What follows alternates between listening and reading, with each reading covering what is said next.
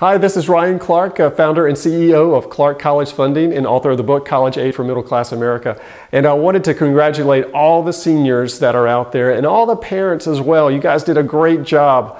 Awesome, awesome job. It was hard for everyone, but now you're graduating from high school and moving on to college. But before you go off to college, there's some certain things you need to bring with you.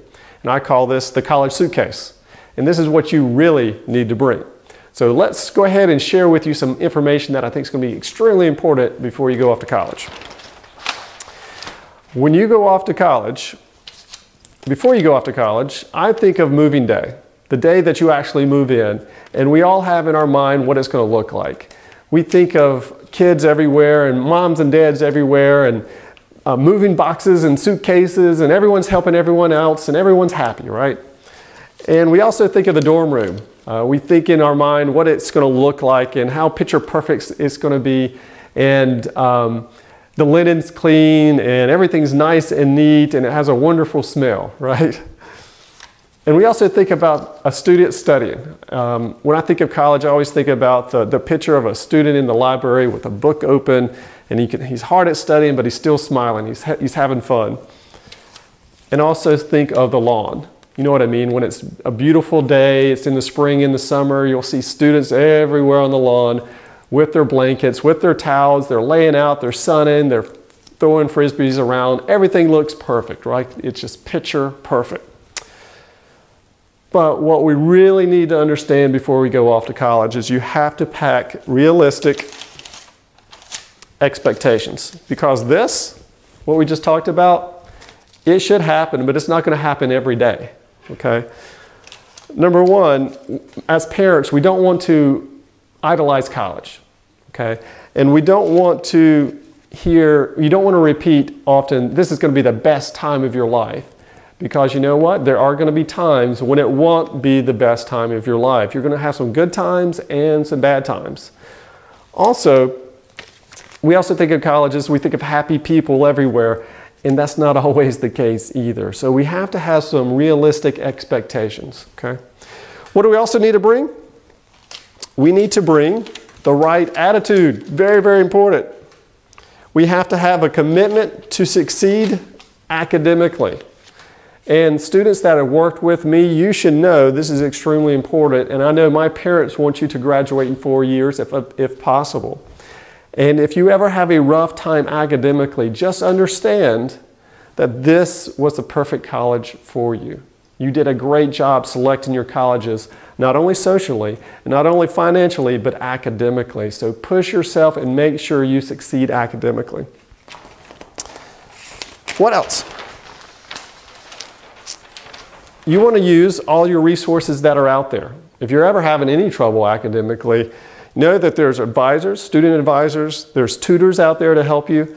There are writing centers to help you. There are resident advisors as well. Upperclassmen can be a wealth of information. I can remember when I went off to college and talking to upperclassmen, they'd let me know which classes were good, which professors weren't very good, which ones were really hard in grading, and that helped me pick classes. So using this is going to be to your advantage. You also want to meet with your professors. And in today's world, most students, when they say meet with their professors, they're sending out emails back and forth with professors. That's not what I'm talking about.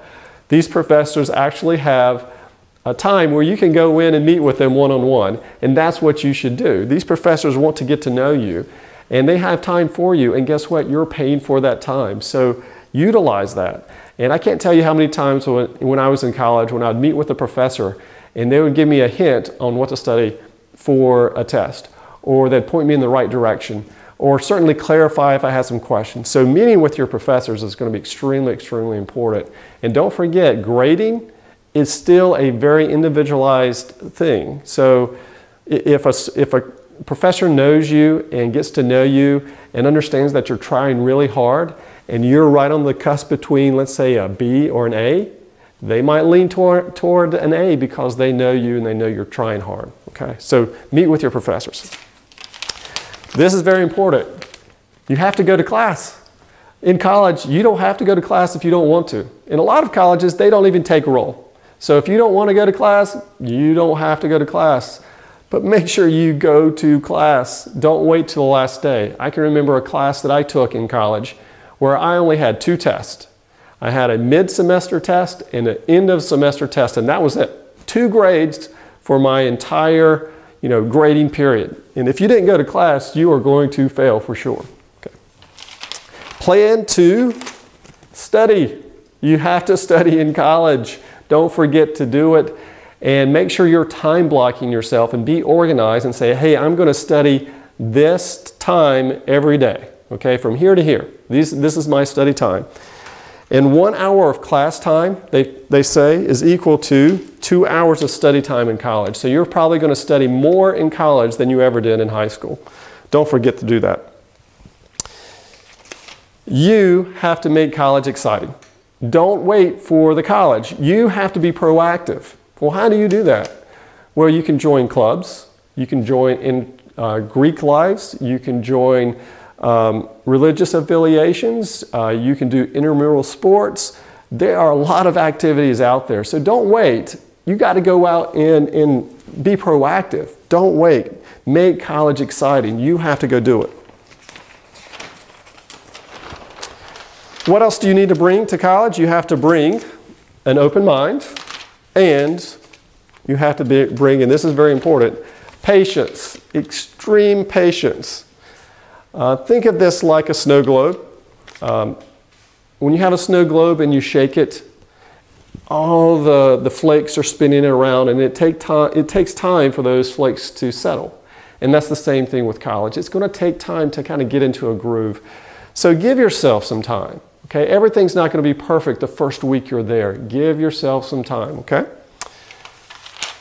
Lack of privacy. Expect lack of privacy in college. You're probably not going to get that much, so just expect it. Also, lack of sleep. There will probably be times when there are lack of sleeps, so make sure you do sleep in college. It's very easy to get distracted in college. There's so much going on. Anticipate a difference of lifestyles and values. There are students coming from all over the United States, from all over the world, that came from different lifestyles and different values. When I was in college up in New York, we had students from all 50 states, and we had students from all over the world. And believe me, a student from Ohio was different from a student from California, which was a different student from North Carolina. And we all had different lifestyles. But that's what makes college fun and exciting, so expect that. If you have a difference of opinion with your roommate or someone on the hall, that's okay. Make sure it's a learning experience. Be patient with each other. Consider it a learning experience. And don't be afraid to make friends. You want to certainly make friends in college, and make friends with different people that have different lifestyles. I think that's kind of exciting. So what else do you need to bring? Well, let's talk about dorm life. Dorm life, I heard this wonderful quote, is a cruise ship without water. What do they mean by that? Well, when you go on a cruise ship, you can get up when you want, you can sleep whenever you want, you can eat whenever you want, you can drink whenever you want. College is exactly the same way, but there's no water, right? So you got to be very, very careful with what you're doing. Keep your dorm room open when you're just hanging out in the dorm. If you keep your dorm room open, you will be surprised how many friends you will meet that way. People will come in, just knock on your door and say, hey, how you doing? Or hey, can I borrow this? And it's a great way to make friends. So keep it open. But also keep your dorm room locked when you're not around. There is a lot of theft, if you will, in college. So make sure you lock your doors. I've had students say, you know what, I don't need to lock my door. We're all friends here. I know everyone, and they'll keep their door unlocked, and guess what? Something's gone. So make sure you keep your dorm room locked. Try new food. That's, again, part of the experience of colleges. I can remember going off to college and meeting new friends who had different music tastes, and I loved that. And we'd go out to different restaurants, and we would try new things, and that's, again, the experience about being in college. You need to find at least three places that you feel connected. What do I mean by that? I mean a place that you just feel at home. And that could be, hanging out with your friends in the dorm room. That could be a club that you're involved with. That could be a sorority or fraternity. That could be a sports group that you're involved with. Whatever it is, you have to have at least 3 places that you feel comfortable with, okay? What else do we need to bring to college? Bring the cure to homesickness with you, because you will be homesickness. You will be homesick. What's the cure to homesickness? There is only one cure, and that is not to go home, okay? You need to learn this is your new home, and the only way you can make it your home if you don't go home. I'll give you a good example of this. I had a young lady call me and say, Ryan, I just don't like being here. I haven't met any friends. I'm just really, really depressed. And I said, well, how many times have you been home, and have you stayed a weekend at college? He said, no, every weekend I go home. And I go, that's the problem. You're not giving yourself a chance. That's when you make all your friends. You need to stay at home. I mean, you need to stay at college. Don't go home every weekend. Expect to be homesickness after the newness wears off. You will get homesickness. It's very, very typical. That is okay. It's understandable, okay? To help with that, bring a few photos of home, something to remind you of your parents and your friends, but don't overdo it. Don't plaster your wall with your boyfriend and girlfriends and your youth groups, and just don't do that. It's a little strange. And this also brings me to the next point, is don't bring those t-shirts either. The ones that say, okay, Hoke County High School, a football team, or First Baptist Church youth group, and wear those every day. If you wear those every day, just don't be one of those students. Don't wear it out. Have a few, but not too many. Don't rely on your parents. Every time you have a problem, don't text or email or call your parents, okay? And by the way, parents, also give your students some space. Don't call and text them all the time either. Don't be physically in college and mentally at home. Don't be physically in college and mentally at home, meaning don't be at college and be thinking about at your house or home all the time. That is how you're going to become homesickness. Be involved. Like I said, find 3 places where you feel comfortable and you won't feel as homesick. If you are still feeling homesick,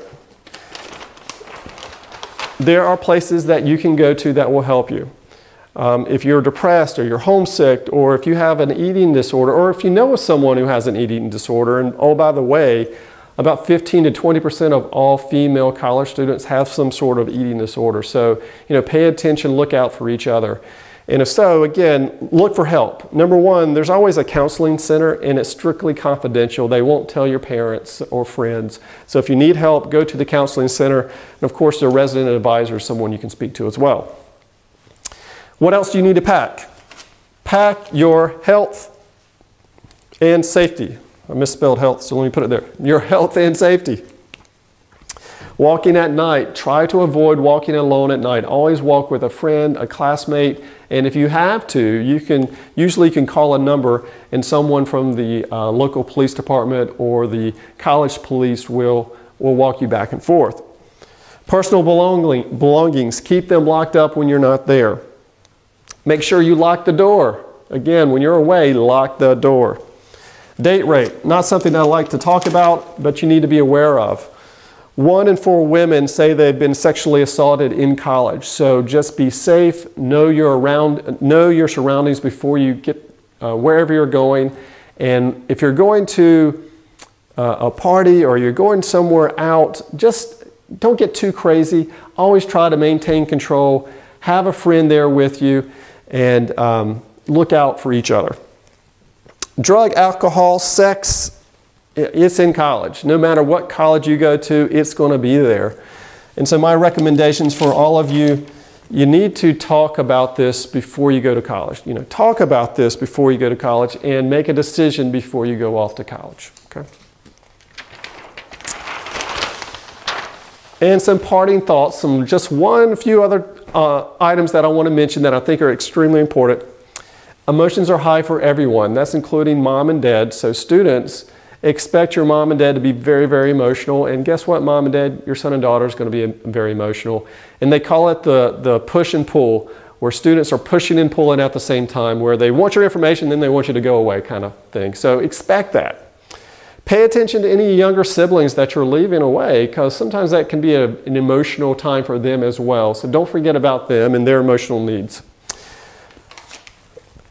Students, don't run to your parents every time you have a problem. You know, you're in college, you're becoming an adult. See if you can work it out. Certainly use your parents if you need to, but don't run to your parents every time. And parents, again, we mentioned this before, give your students some space.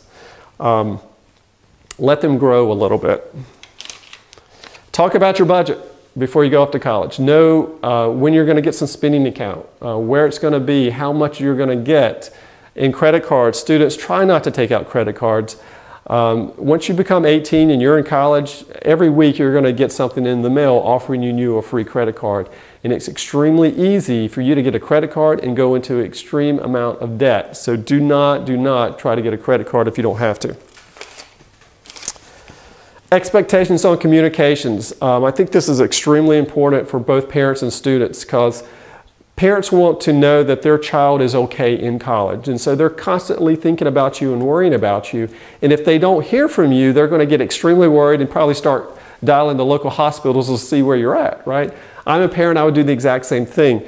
So what you need to do is set up some expectations, meaning saying, okay, I want you to call us or talk to us at least once a week. And I'm going to call you on this time every week on this hour. So it could be Sunday at 3 o'clock in the afternoon, and then you'll know every week that you're talking to your son and daughter. And that will eliminate a lot of hurt feelings and also eliminate a lot of stress for everyone. Make sure you know what the cost of your social life is going to be. So if you're going to join a Greek life or social activity, there are some fees involved with this. So make sure you understand that and talk about that ahead of time. Parents and students, this is kind of neat.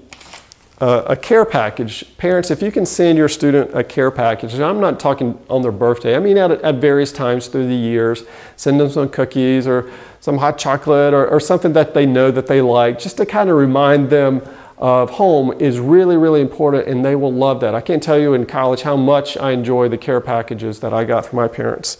And students, if you could send your mom and dad some type of written letter, I'm not talking about an email, a written letter, they will surely appreciate that and just love you to death. Okay? And last but not least, shower shoes. Shower shoes are extremely, extremely important. Showers can be extremely dirty. So your shower shoes, wear them all the time when you go to shower. So hopefully when you go off to college, you will pack all this information, and hopefully you found this useful. But again, congratulations. Good job to getting to this point. I look forward to hearing about all your success in college and outside of college. And thank you very much, and we will talk to you soon.